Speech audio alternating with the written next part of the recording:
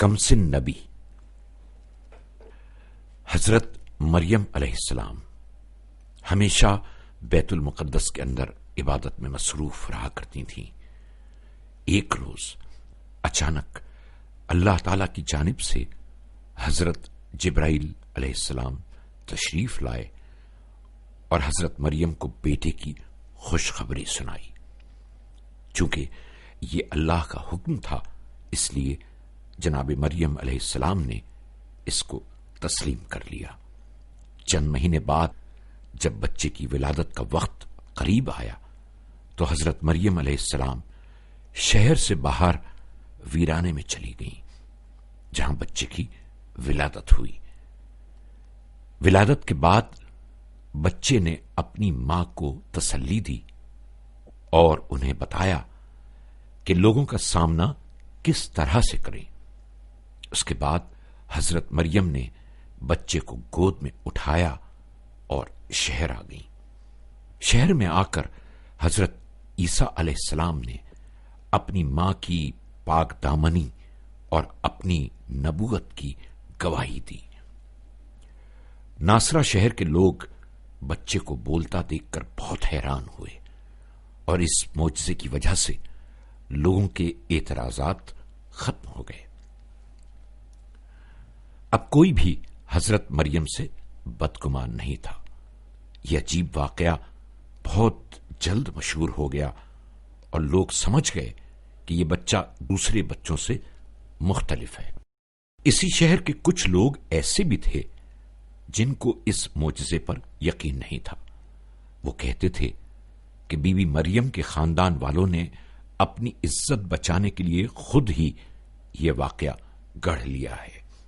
وہ لوگ اس بات پر یقین نہیں کرنا چاہتے تھے کہ اللہ تعالی بغیر باپ کے بھی اولاد پیدا کر سکتا ہے۔ حضرت مریم علیہ السلام نے ایسے لوگوں کی باتوں پر کوئی توجہ نہ دی اور اپنے گھر جا کر بچے کی پرورش میں مصروف ہو گئیں۔ حضرت عیسیٰ علیہ السلام بڑے ہوئے تو نبوت کے آثار ان کے چہرے پر صاف نظر آتے تھے۔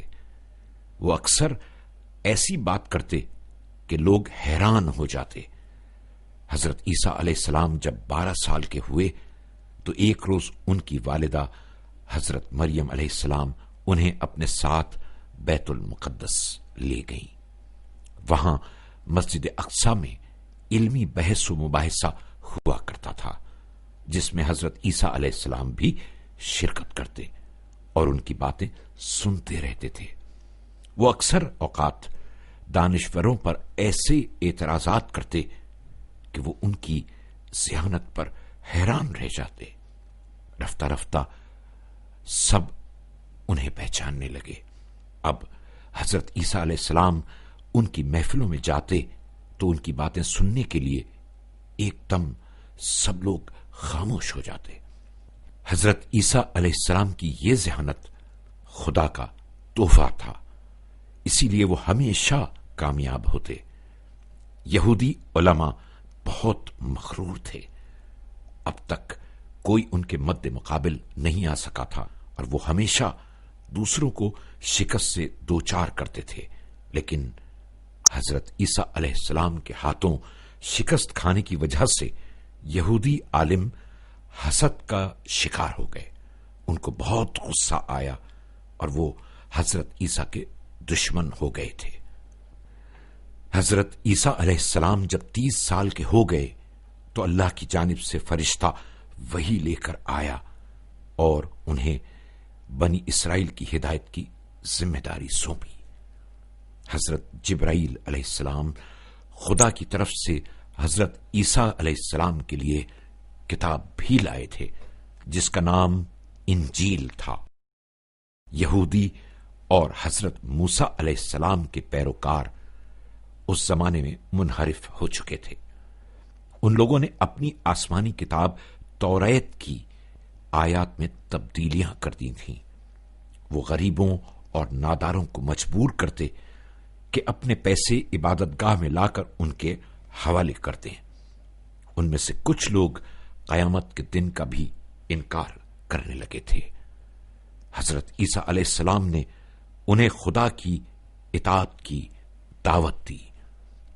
یہودیوں کے جھوٹے عالم سمجھ گئے تھے کہ اب ان کی زبردستی کا زمانہ ختم ہو چکا ہے اور جلد ہی ان کے برے کاموں سے پردہ اٹھ جائے گا۔ مجبوراً یہودی عالموں نے حضرت عیسیٰ علیہ السلام کی مخالفت شروع کر دی اور حضرت عیسیٰ سے کہنے لگے کہ تم جھوٹ بول رہے ہو، تم خدا کے نبی نہیں ہو۔ حضرت عیسیٰ علیہ السلام نے ان کی باتوں کی کوئی پرواہ نہیں کی۔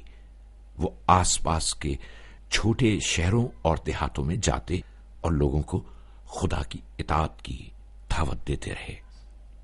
کبھی کبھی لوگ حضرت عیسیٰ کی سچائی کا یقین حاصل کرنے کے لیے ان سے معجزے کی درخواست کرتے۔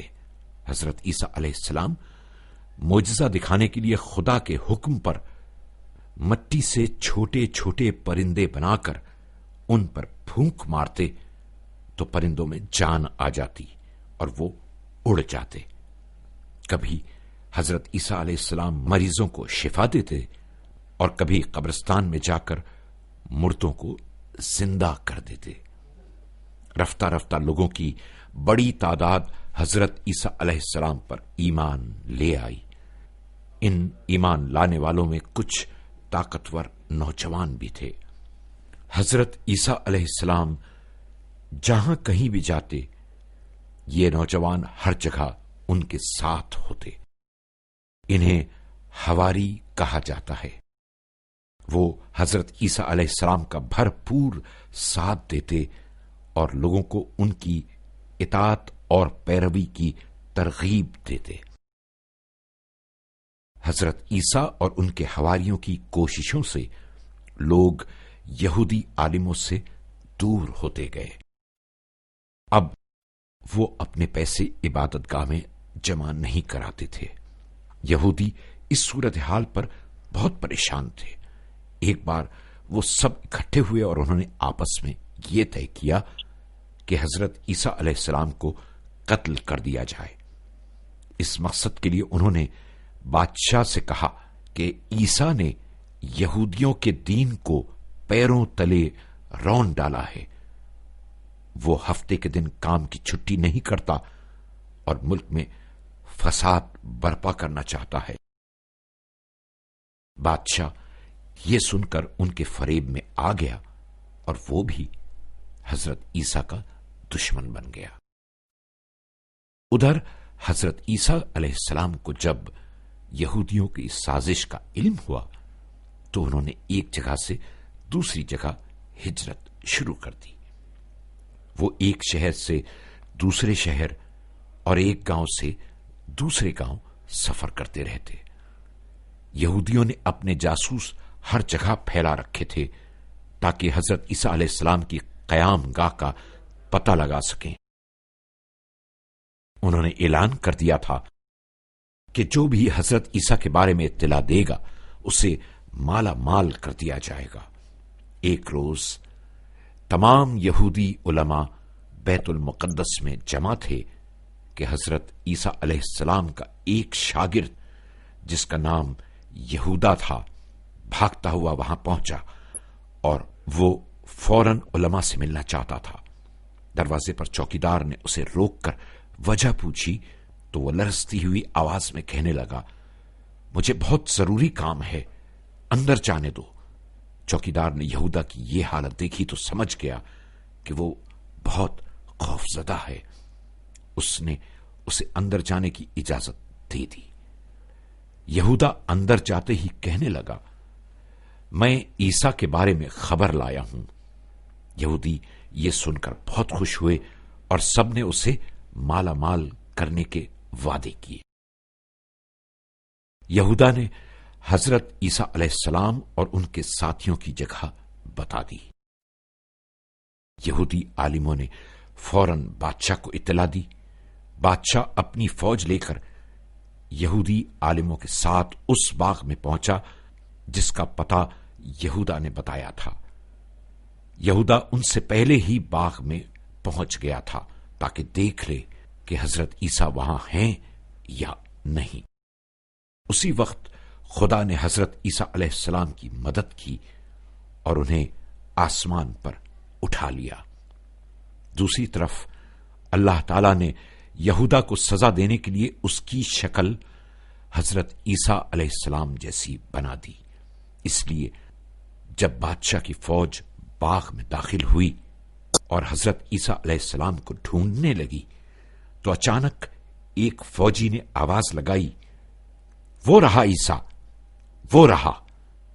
اور پھر انہوں نے یہودا کو، جو اب حضرت عیسیٰ کی شکل میں آ چکا تھا، گرفتار کر لیا۔ یہودا اس قدر خوف زدہ تھا کہ اس کی زبان بند ہو گئی تھی اور وہ اپنے دفاع میں کچھ کہہ بھی نہ سکا۔ لوگ اسے کھینچتے ہوئے باغ سے باہر لائے اور اسے سولی پر لٹکا دیا۔ اس طرح اللہ تعالی نے اپنے نبی کی مدد کی اور دشمن کو اس کے کیے کی سزا دی۔